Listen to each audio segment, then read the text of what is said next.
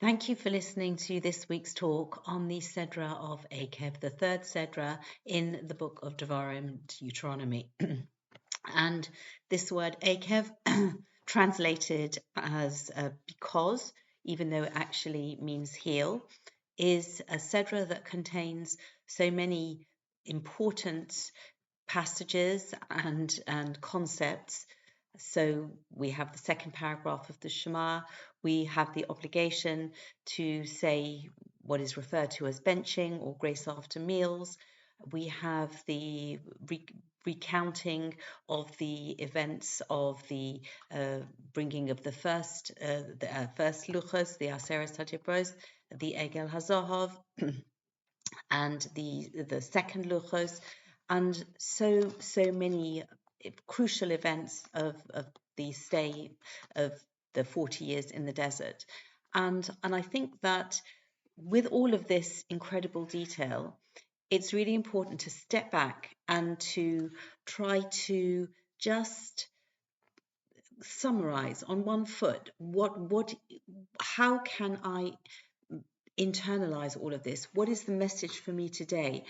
And how do I take all of these words and ideas and apply them to my daily life?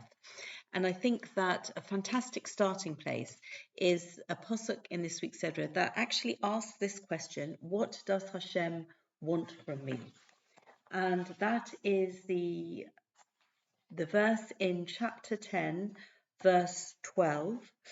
Va'ata Yisrael, and now Israel, Ma Hashem Elohecha Shoel Me'imach. What does Hashem your God ask from you?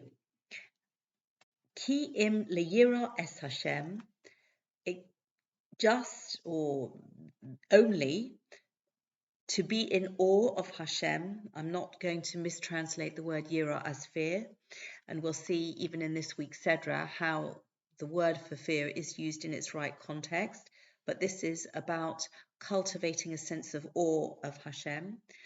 Es Hashem Elokecha, the Lord your God, laleches b'chol dorochov, to go in all of his ways, ula ahava oso, and to love him, v'la'avod es Hashem Elohecha b'chol levavcha, and to serve Hashem your God with all your heart, uv'chol nafshecha, and with all your soul. So if we just ask this question, what does Hashem want from us?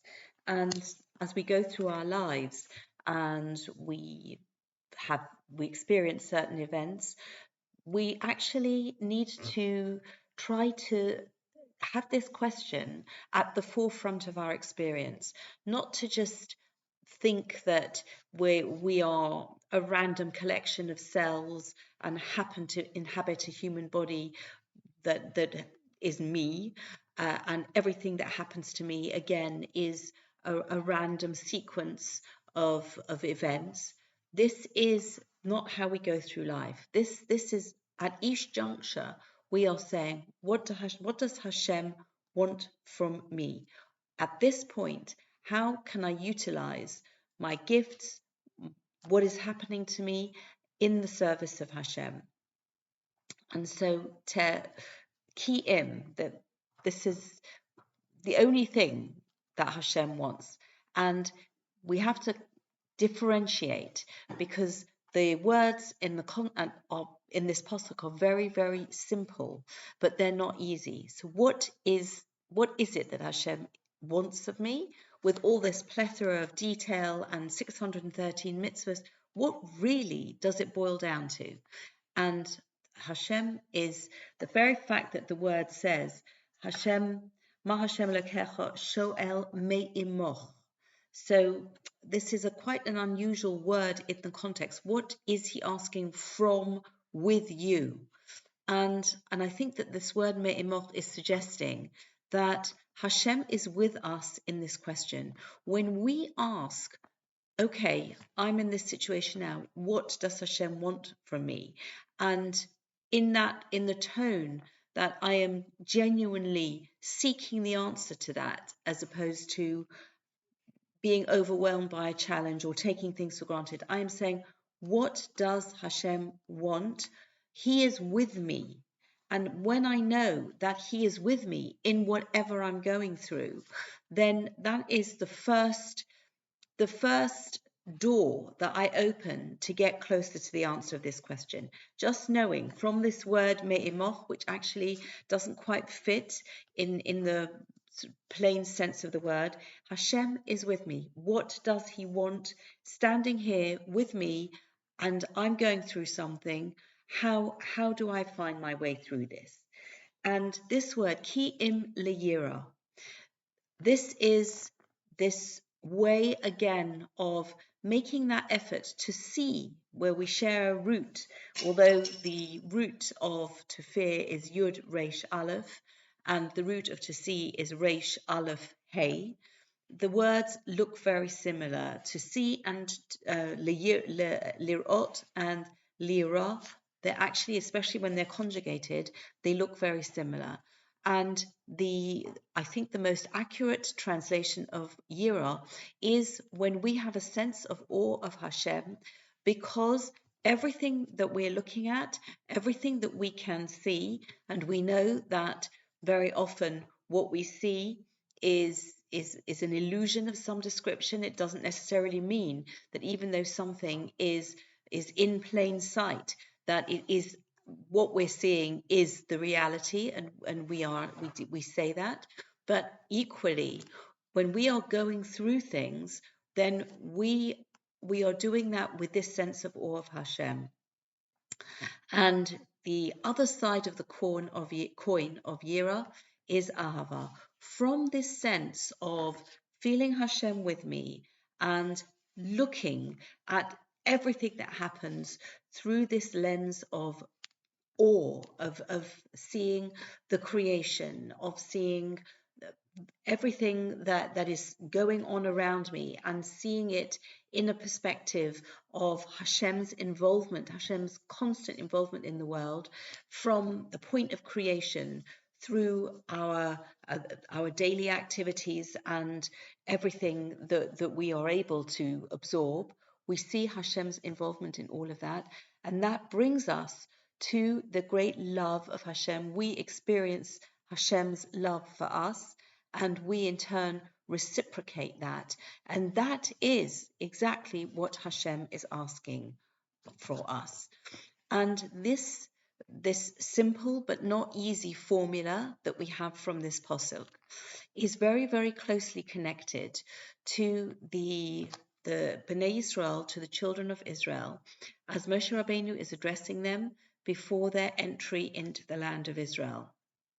And the experience that they had in the desert was when Hashem did everything for them in a supernatural way. The well from in the desert, the man in the desert, the clothes that grew with them.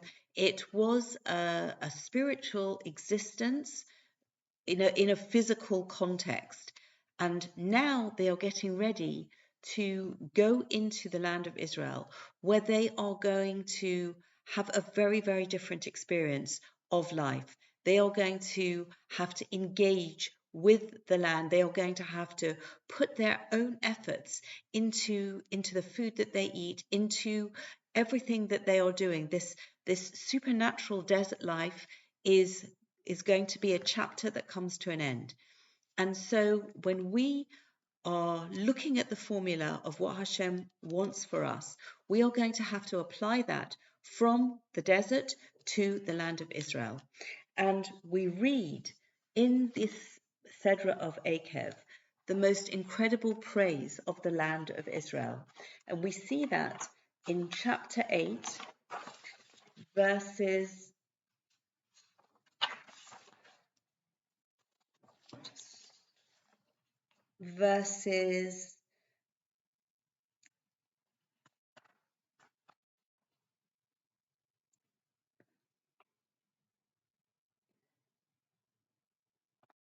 7 through to 10. And so we start, Ki Hashem Elokecha Maviacha El Eretz Tova, because Hashem your God is bringing you to a good land, Eretz Nachale Mayim, a land of brooks of water, Ionos Usahomos Yotzim Babika Ovahar. Springs and deep springs that come out come out into valleys and into mountain. Eretz chita usaora, v'gefen usaina v'rimon, a land of wheat and barley and vines and figs and pomegranates. Eretz zeis shemen udvash, a land of olive oil and honey. Eretz asher lo b'miskenos tochal ba. Lechem, a land that you will not eat bread in a state of poverty. Lo sechsa kolbo, you will not lack for anything. Eretz asher avaneha barzel, a land in which you will, whose stones are rich in iron.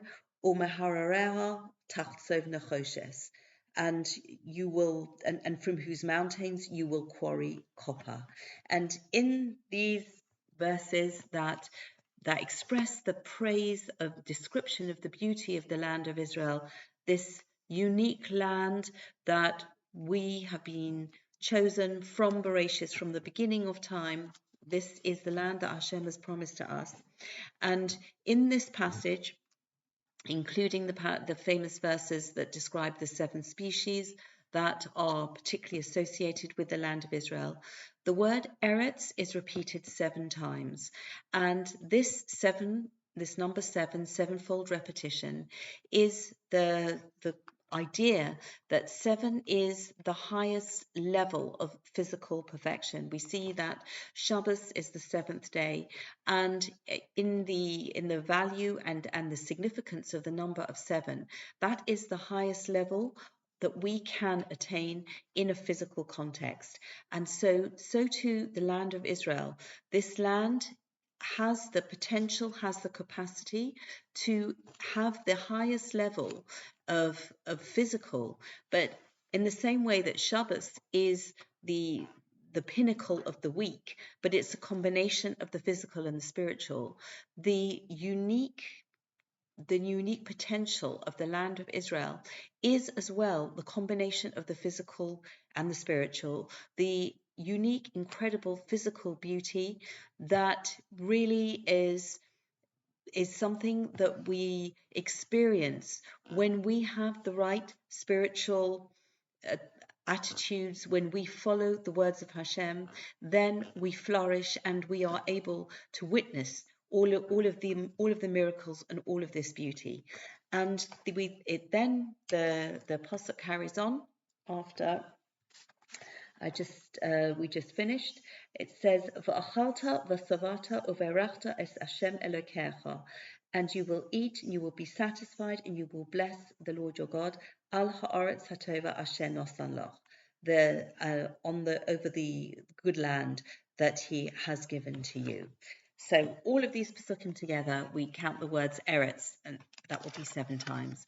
And the concluding words that give us the obligation of benching, of grace after meals.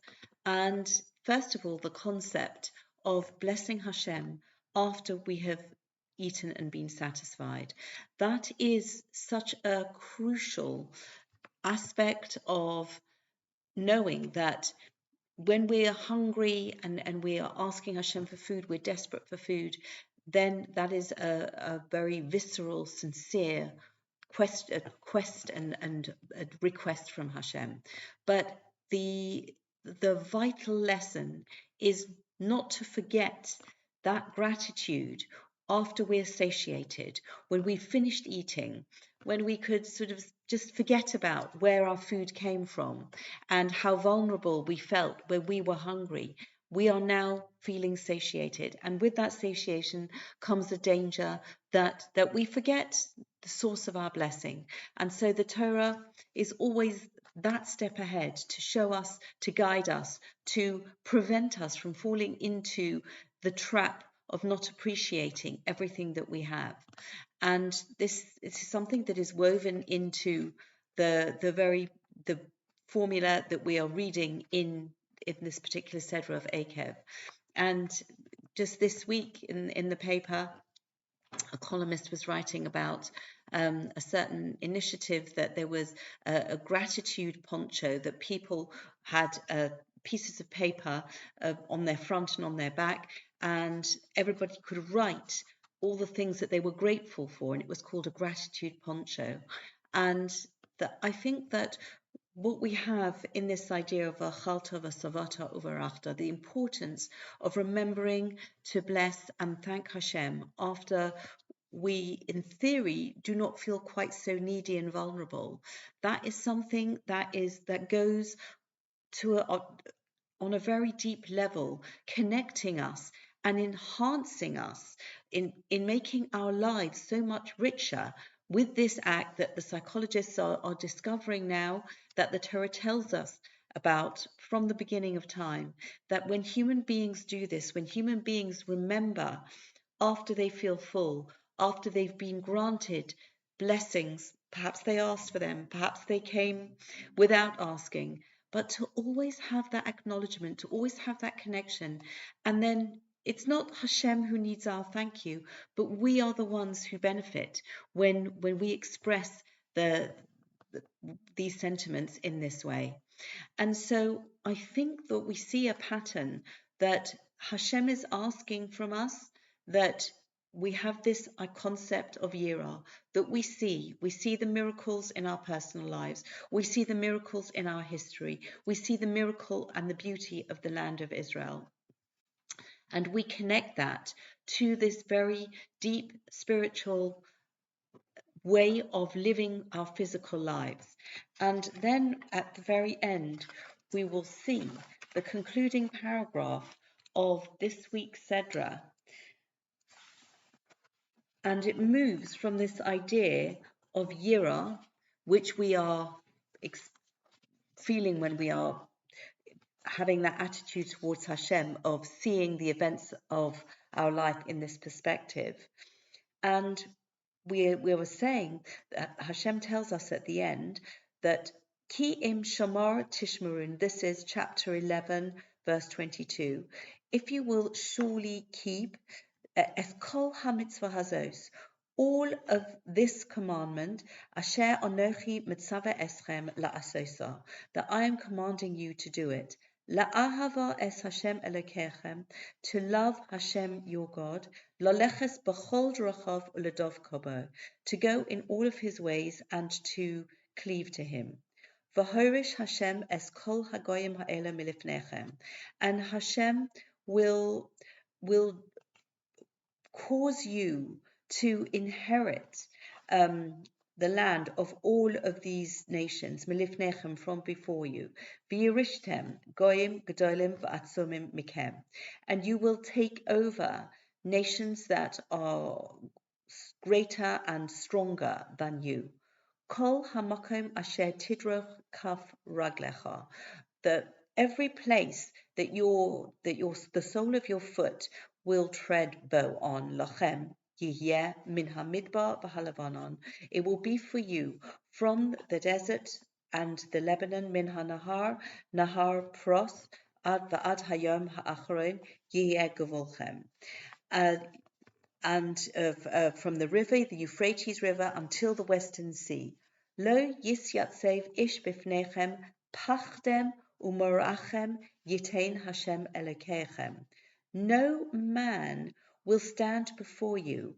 God, your God, will cast the fear and dread of you upon all al pnei kol haaretz asher tidruchu va ka'asher diber lachem, that you will tread just like he said to you. So first of all, we start with Ekev, we start with a heel, and we end with a soul of the image that everywhere the sole of your foot shall tread within the land of Israel will be for you. And the reward for having the yira, to have that vision, that insight, and the clarity that we can get so keenly in the land of Israel, to be able to interpret the events and the place, and to be inspired by the unique kedusha, the unique holiness in the land of Israel. And then from that yira that we have from Hashem, the people around us who may be stronger, who may be more numerous, because we have that special close connection and love and yira for Hashem, the pachad, which actually means fear, that is something that our enemies will experience and not us. And even though it is even though they may be physically stronger, even though they may be more numerous, that their confidence comes in following the instructions and the values of Hashem. And this is something that will always give us that confidence that we need and the ability to carry out our mission in this world. And I think that when we look at all of the themes in this week's Sedra, specifically asking the question, what does Hashem want? Standing together with us, this idea of Yira of Hashem, this idea of Ahavas Hashem, the concept of the land of Israel and the sevenfold repetition of Eretz, and realizing the gift and the blessing of the land of Israel, and in the commandment that follows straight after, va'achalta v'savata uvarachta, to remember after we've eaten, after we've been blessed, to still retain that sense of knowledge where those blessings came from, to always have that humility. These are the key ingredients that will enable us to experience the blessing and the prophecy of the concluding words of this week's Sedra. Thank you very much for listening and wishing you Shabbat Shalom.